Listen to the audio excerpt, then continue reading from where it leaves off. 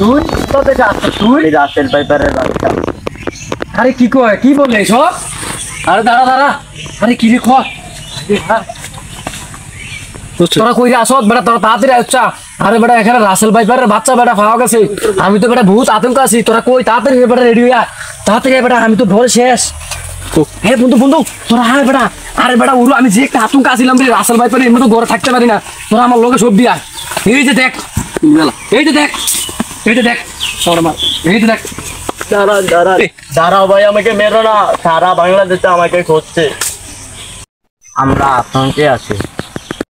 আমাদের তো একসাথে 30-40টা বাচ্চা দেয়।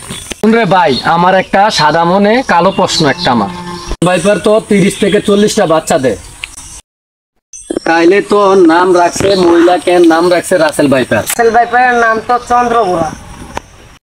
আমাদেরকে মাইরেন না, আমরা এত সাপ কোথায় যাব? বন্ধু লাঠি দে, এদের সাথে বিশ্বাস নাই, কোম্বালা ছুবল মারি। তো এদেরকে মার, এরা মিনিটের ভিতরে জায়গা বদল করে, এদেরকে মার। তো বাংলাদেশে চলে এসেছি, আমার নাম পুরা সাপ। তোরা তো অনেক বিষাক্ত সাপ, তোদেরকে তো বাঁচিয়ে রাখা সম্ভব না, তোরা অনেক মানুষের ক্ষতি করো। তোদের জন্য অনেক মানুষ আতঙ্কে আছে। তা ভাই আমাদেরকে মাইরেন না, আমরা অনেক আতঙ্কে আছি, আমরা ছেড়ে পালানোর চেষ্টায় আছি। সামনে ঘুরে তারা আমাদেরকে মেরে ফেলে। তাইলে তুই দেশ ছেড়ে পালা, তোদের জন্য অনেক মানুষ আতঙ্কে। ভালো, দেশ ছেড়ে পালা, তোদের জন্য অনেক মানুষের ক্ষতি হইতে আছে।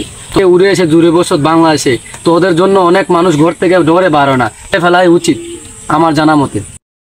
দেখ, এই রাসেল ভাইপার আসার বাংলাদেশে আসার পরে মানুষ যেভাবে ভয় করতেছে, তো আমাদের আল্লাহকে যদি এত ভয় করতো তাহলে কতই না কিছু হতো, কত খারাপ কাজ থেকে মুক্তি পাইতো, অনেক কিছু খারাপ এইটা ওইটা করে মানুষের প্রতিহিংসা, মানে অনেক কিছু করে। আজকে রাসেল ভাইপারে সাপের বয়ে খাড়ের উপর থাকে, এখান থেকে ওখানে চলে যায়, মানে আল্লাহকে যদি এত ভয় করতো তাহলে কতই না ভালো ছিল। ছেড়ে দিলাম, ঠিক আছে, তোকে ধরে নিয়ে যাওয়ার পরে 1 লক্ষ টাকা দিয়ে দিলি, আমরা মানবতার খাতিরে তোকে ছেড়ে দিলাম। আর জীবনে যখন তোকে আমাদের এই এরিয়া না দেখি।